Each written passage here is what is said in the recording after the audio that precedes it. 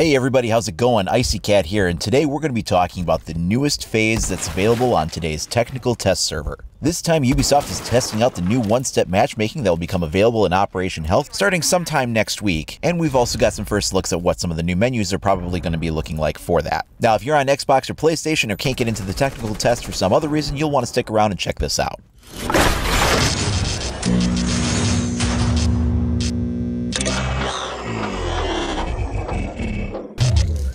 So if you're on PC, you can probably get into the technical test server unless you have some kind of technical limitation getting in the way, but if you've gotten the game on either Uplay or through Steam, you can gain access to it. But if you can't get in for some reason, or if you're on console, whether it's an Xbox or a PlayStation, then you won't be able to see what's going on inside the technical test server. But during this phase of the technical test, they've made it available to everybody, so now I was able to get in. This is my first time actually being inside the test server. Now, as you can see, we have this new menu splash screen. This is replacing the velvet shell screen that we're used to seeing, and it's labeled Operation Health. Once we go ahead and go inside the game from here, initially we are greeted with this screen which shows Doc as he's dressed in a lab coat here, and it gives us the following information.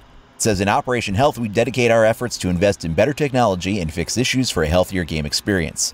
This season, we'll focus on improving our game health. Operation Health is constituted of 3 pillars, namely technological improvements, new deployment processes, and bug fix sprints. We invite you to follow our progress on rainbow6.com and to participate in our control quality checks on the TTS.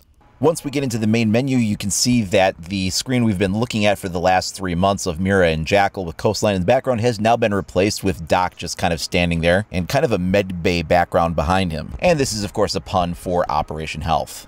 You'll notice things are a little bit streamlined here, and as we go over to the Operator tab, the layout is a little bit different. Things are arranged in a new configuration from what we had been used to seeing previously. Some of this layout had been noted before. If you were invited into the technical test server in any of its earlier phases, you may have already seen this. I did cover a brief glimpse of this in an earlier video where somebody was kind enough to give me some footage from within it, but for the rest of you, this might be a first look at it. The whole point of this particular testing phase is to try out one-step matchmaking. Now, I've talked about that a bunch of times before. We've kind of been knowing that it's been coming. I've seen a little bit of footage that's been given to me from other people. However, this is my first time being able to experience it. I've mentioned before, but the way one-step matchmaking works is rather than build one 5-man team, a member at a time, and then build a second 5-man team to go against that team, a member at a time, and then combine them and launch it, this instead launches everything behind the scenes. You don't really see what's going on. It just all of a sudden compiles the list together and launches it and goes. And theoretically, it should be a lot faster. However, as you'll see by my queue time here, I've been sitting around waiting for a very long time. Now, one thing to consider is that the population on the test server is probably nowhere near the same size as the population in the default game. The pool is going to be a lot smaller. Also, I checked my NAT type was set to moderate. I was just using this on my laptop at a coffee shop on my lunch break to try and get some footage of it real quick. This is not me at home on a high-speed internet connection, so I wasn't able to get an open NAT type. That probably had a lot to do with it. When you are able to get into the game, this is what it looks like. I paired up with a buddy of mine who had a connection going with an open NAT. I rode in on his squad and we were able to deploy into it. And it launches, it just goes right away. It finds the 10 and it goes. Now let's step back out again just for a minute and we can take a look at some of the other features of how one-step matchmaking works. You can see that as the timer is going and it's counting down to finding that matchmaking situation that you can browse into other menus. You can go into the Home tab, the Shop tab, or the Operator tab and do anything that you would normally do there.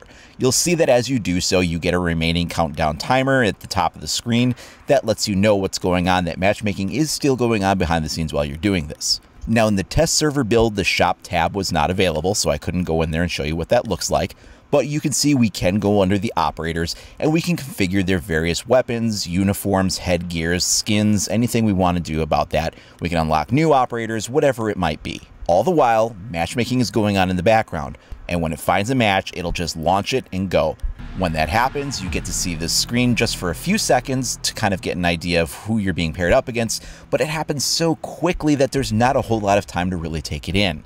That is by design. It's meant to streamline the process, make everything go more quickly, and cut down on queue dodging, which is where people will take a look at other people's scorecards and find out what kind of rank they are or what level they are, and then maybe if they don't like what they see, they back out. This, of course, all creates kind of a traffic jam in the networking of creating these match teams. The more people that hop in and out of these, the more it has to keep looking. So by designing this in such a way that that's really cut down on, it's really not going to be that big of a deal. Now, I've paused this screen here so you can kind of get a feel for what's going on. It's literally only up for a few seconds when it happens.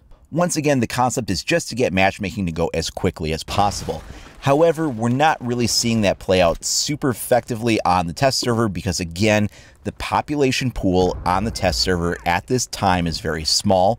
When this is implemented into the full game, it really should be working as intended. We're not able to test ranked during this because casual is the only option available in the test server. But we do know that there is some kind of new casual matchmaking system at play for how they've put together the teams. They did use everybody's rank in the tail end of this last season here that we're currently in, but that is not going to be the way it's going forward. We don't know if they'll disclose to us exactly what kind of criteria they might be looking at least in part, but it won't be going on just the ranked MMR anymore after the Operation Health launches. At some point there, pretty quickly, they'll be changing over to this new casual MMR instead, and that should try to find games to close the skill gap a little bit like it has been doing in kind of this ad hoc way they've been doing since the last month or so.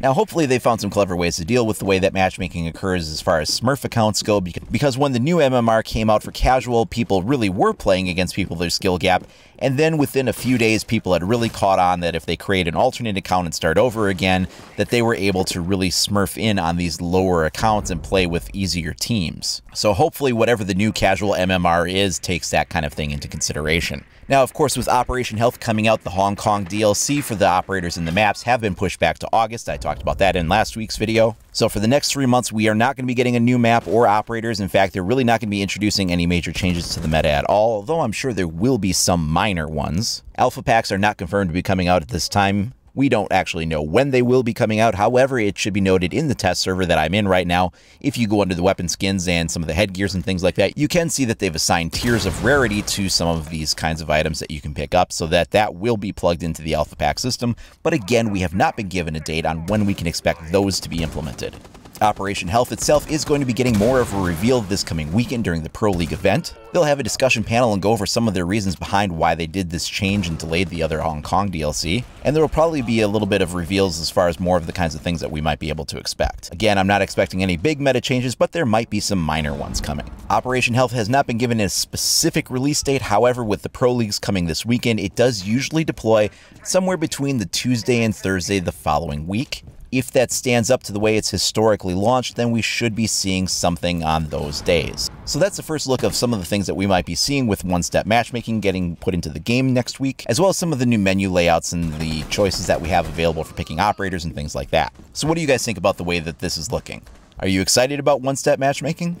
Let me know down in the comments below, or shoot me a message over at IcyCat25 on either Facebook or Twitter. Additionally, if you want to stay up to date on all the latest news, tips, tricks, reviews, walkthroughs, and more for Rainbow Six Siege, then please like and subscribe. Thanks a lot for watching, everyone. We'll see you next time.